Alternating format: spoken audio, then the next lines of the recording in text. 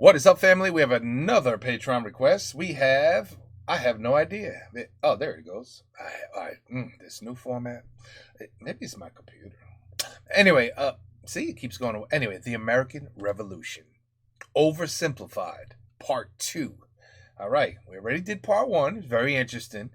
And, oh yeah, that's right. I just saw a little glimpse of it. I think we left off in New Jersey.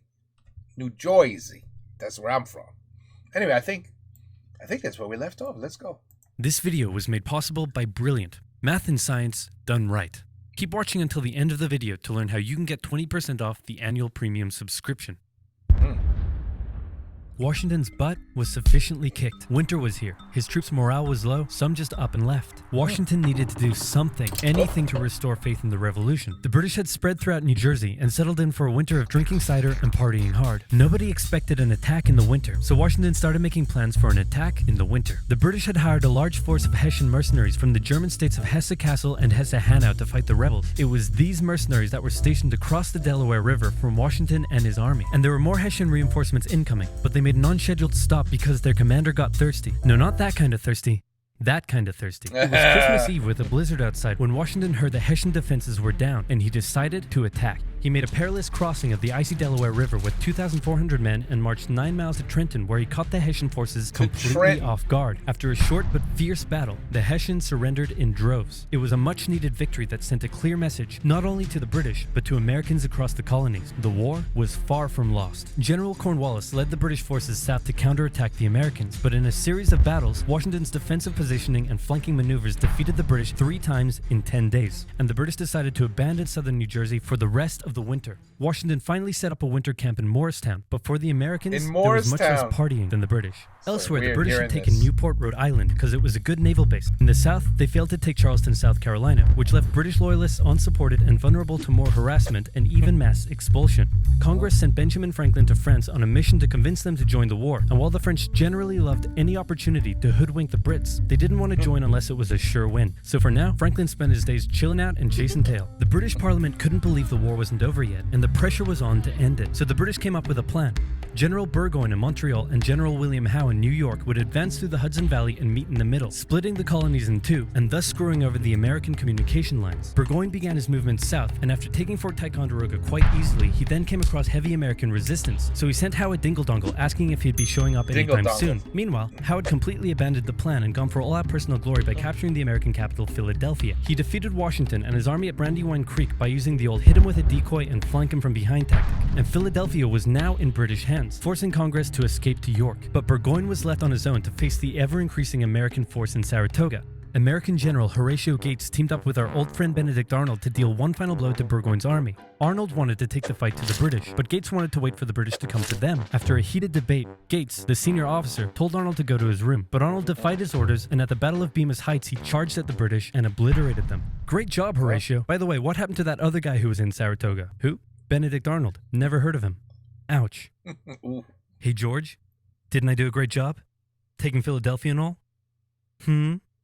Didn't I? You're fired. Both Burgoyne and Howe returned to Great Britain, leaving British General Henry Clinton to take charge of the war. And the war was about to take a nasty turn, because with the victory at Saratoga, the French were finally ready to join the Americans. Alright Benny, we're in. Hey, isn't this kind of funny? You know, because you're a republic trying to overthrow an absolute monarchy, and I'm an absolute monarchy helping you? Like, could you imagine if your revolution inspired my people to revolt against me, and then they imprisoned me and all my family, and they chopped all of our heads off? Could you imagine? That's called foreshadowing. For now in America, winter was here once again, which meant yet more disease, more starvation, and even a little mutiny. After losing Philadelphia, Washington's job was again on the line, but suddenly, a Prussian guy with a very fancy name, hired by Benjamin Franklin, showed up out of nowhere and said, "Hey, I'm here to give your men a European military training." And train them he did. They learned how to shoot accurately, how to march in formation, where to poop and where not to, and strict punishments were handed out to any who didn't comply. Washington's army came out of the winter in 1778 a new and improved force, ready to take Philadelphia back from the British. In the end though, they didn't have to. With the French entry into the war, the British ordered General Clinton to evacuate Philadelphia and consolidate all of the British forces in New York. So Washington sent Benedict Arnold to reoccupy and secure the city as he pursued the British through New Jersey on land, eventually finding a good opportunity to attack at Monmouth Courthouse. The battle took place on a sweltering hot summer's day, and as many soldiers died from heat stroke as they did from battle. In the end, after some incompetent / borderline treason from Washington's second in command, Damn, they had global warming back then already? Wow, it's interesting. Did from battle. In the end, after some incompetence/borderline treason from Washington's second in command, it was a draw. And in this war, a draw is kind of a victory for the Americans. Next up, let's talk about this guy. This is John Paul Jones. John Paul Jones is handsome, Scottish, and absolutely insane. When the war first broke out, everyone was like, how did the colonies expect to stand up to the might of the British Navy with their meager fleet of converted merchantmen? Yeah, try telling that to John Paul Jones. This guy sailed to the British Isles, somehow captured a British ship off the coast of Ireland, and brought it back to France. Then he returned, attacking more ships, raiding towns, and evading capture the entire time. These are basically pirate tactics. But hey, if it works, it works. In one incident, he captured a British ship and returned to a Dutch port without an official ensign because his was lost during the battle. That's a big no-no and can have you arrested as a pirate. The Dutch helped him out by quickly creating a design based on Benjamin Franklin's description of what the American flag should look like, and they entered it into their records as an official US flag. What they came up with looks pretty cool. The whole campaign probably played heavily on British morale and brought into question their ability to win the war. And fun fact, he was so cool that one of the towns he raided in 1778 gave him an official honorary pardon in 1999. Keep ripping in heaven, John Paul Jones. You're an angel now. What the Damn, how old was pardon in 1999. Keep ripping in not that old. Not that old at all. in heaven, John Paul Jones.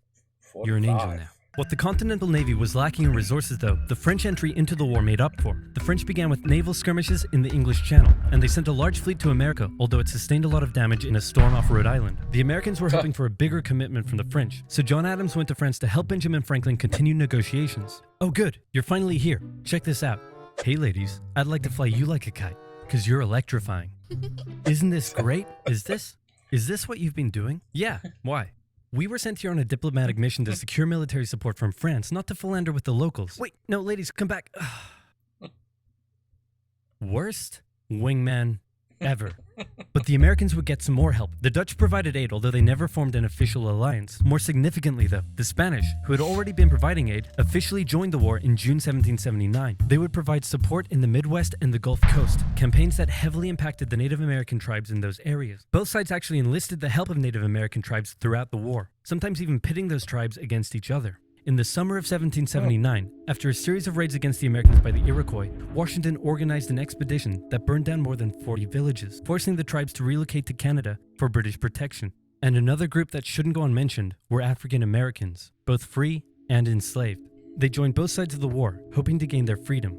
But afterwards, many were simply returned to slavery, particularly those who had fought for the Americans. Despite owning slaves himself, Jefferson had written a condemnation of slavery in the Declaration of Independence, but out of fear of offending the southern colonies, this was removed from the final draft. For the same reason, the American Army stopped enlisting African American men in 1775, a policy that Washington, a slave owner himself, supported. But they were forced to reverse the policy after the British promised freedom to any slaves who joined them. In general, you stood a better chance of gaining freedom if you fought for the British. Yes. However, even those that left with the British after the war suffered mistreatment and discrimination in their new lives outside of America. Our good friend Benedict Arnold is now in charge of Philadelphia, having a good time, partying down with, and even marrying a member of the Philadelphia elite. The same elite that had partied down with the British when they controlled the city.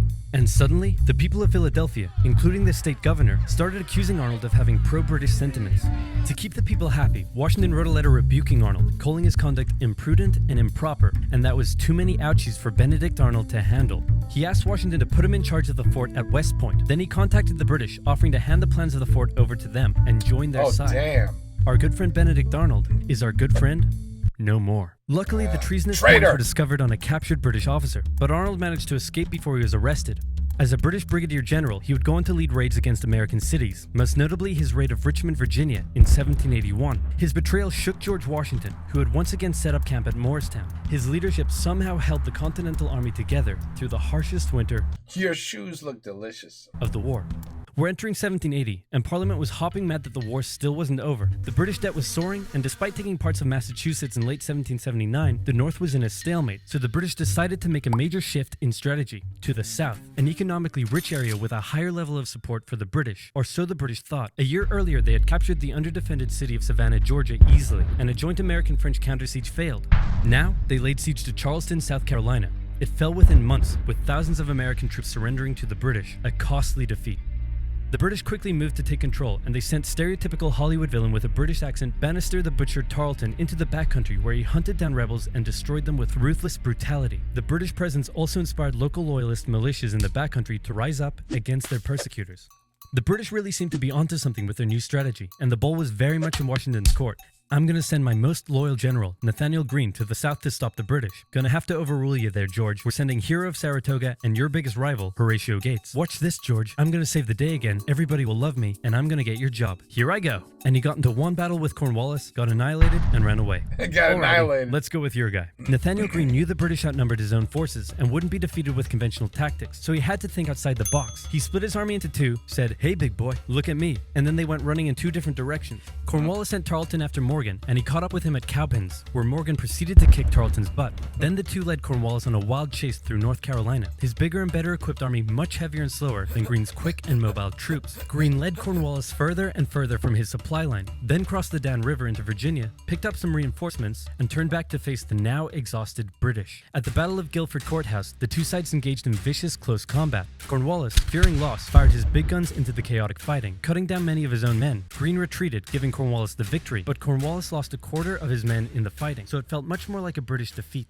At this point, both sides desperately needed something to happen soon to end the fighting. The British were running out of money, while the Americans were again facing mutinies as the men went without pay or even basic living needs. Fortunately, the French were now showing up in greater numbers and were ready to fight. After his encounter with Greene, Cornwallis decided the only way to win the South was to first prevent the Southern Continental Army from using Virginia as a supply base. So he abandoned the Carolinas, moving to Wilmington and on to Yorktown, a position the British believed would be easy to supply and support. On his march to Yorktown, he raided many farms, stealing horses and supplies from the locals, but also freeing thousands of slaves, many of whom joined him. The French saw Cornwallis's new position as an opportunity to land a decisive blow on the British. Washington wanted to attack Clinton in New York, but the French said it was a really dumb idea. And to be fair, it was. Instead, Washington sent out fake dispatches to make it look like they would attack Clinton, but secretly their combined force marched all the way down to Virginia. A large French fleet under the command of Comte de Grasse arrived and successfully cleared the British Navy out of the Chesapeake Bay. The combined land and naval forces then laid siege to Cornwallis's army in Yorktown.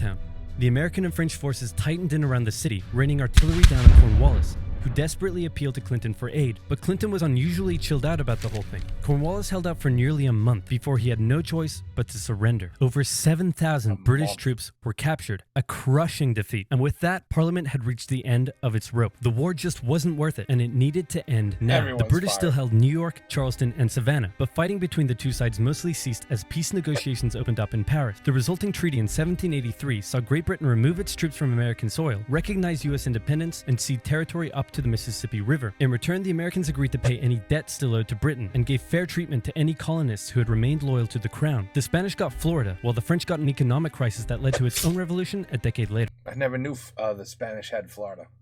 Washington retired to his home in Mount Vernon, wishing his men It explains Miami. I'm just saying. and farewell by saying, "I most devoutly wish that your latter days may be as prosperous and happy as your former ones have been glorious and honorable." He hoped to live out the rest of his days in peace, but unfortunately for him, a number of people wanted him to be the first leader of the new country, and by a number of people, I mean literally everyone. The first election campaign in American history was basically a grassroots effort to convince Washington to accept the office. He was sworn in on April 30th, 1789, and he himself established many of the standards and limitations of what the American leader should be. First of all, there was debate on what he should be called. Is he a king? Is he our glorious leader? In the end, they went for a word that at the time was pretty modest. President, like the president of your local bowling club or office bake sale committee. He set up a cabinet of expert advisors, knowing that no president could know everything, no matter how much of a stable genius they claimed to be. He proposed major legislation to Congress and gave an annual State of the Union address to keep his own power in check. He stated that the U.S. should remain neutral in foreign conflicts, and in the end, he voluntarily gave up his power after just 2 terms. He could have made the presidency anything he wanted, but his careful and cautious actions helped set the precedent of an office that is powerful in its limitations, decisive through its diplomacy, and respected in its humility. And so the United States was born, and everything was perfect. It had no problems, not a single one. Certainly nothing that would, I don't know, cause such an extreme divide that it would lead to a civil war. Today, we're very divided. We're all together. Everything's perfect today, so it's all good. We're not divided. No. Anyway, moving on. Quick quiz. Name the most American thing you can think of. Baseball? Oh, you're giving me choices? I was gonna say apple pie, but baseball. Bald Eagles? Bald Eagles. Calling the winner of an America-only sports tournament world champions? Or maybe math and science? What? No apple pie? Wait, math and science? That's right. If you didn't know, science is as American as combining chicken with waffles. And don't just take my word for it, ask Thomas Jefferson. Of course, to do that you would need a time machine, and that would take some math and a lot of science. If you want to deeply understand math and science, Oh, we're back to our promotion. say you want to calculate the age of the universe, take a crack at special relativity, or just train your critical thinking with some fun logic puzzles, then you've got to check out Brilliant. Brilliant guides you through a whole host of fascinating topics by breaking them down and getting you to actively solve problems in an experience that is interactive, addictive, and so easy to understand. This intuitive approach makes it appropriate for students, professionals, and enthusiasts all over the world. Without Chat GPT, without AI, without Alexa, without Google, I'm just saying, you should, learn how to do that. To support OverSimplified and learn more about Brilliant, go to brilliant.org/oversimplified and sign up for free. And the first 200 people to use our link, which can also be found in the description below, will get 20% off the annual premium subscription. So check it out now. That's it, huh? Oh, there is it. No, that's different. That's different. I was gonna say, is there American Revolution Part 3? But I had no idea there was that much fighting. I mean, the takeover of states is so funny to hear, like Morristown. Like, we're talking about places that are like 15 minutes away. You know what I'm talking about? Like Morristown, and then Trent. Well, Trenton's far, but all the Charleston. You're like, damn, like the British took over what? New York? They had New York for a while? Good stuff, man. These are good videos. Very informative. With a little bit of just the right touch of comedy. But anyway, it was good. It was good. I enjoy these. And I learned from them. A lot of it is like re-triggers, stuff that you were supposed to, learn and keep in your brain in school. And then you're like, oh, yeah. And then others, you're just like, oh, I had no idea. But anyway, it's good stuff. It's good stuff. It's just funny. It's not funny. It's different. It's like, wait a minute, Britain tried to come over here and take over like Trenton in New Jersey? Right? I guess you got to start somewhere. Take care. Peace out. Have a good night. No more war. Oh wait, there's wars everywhere still. Never mind.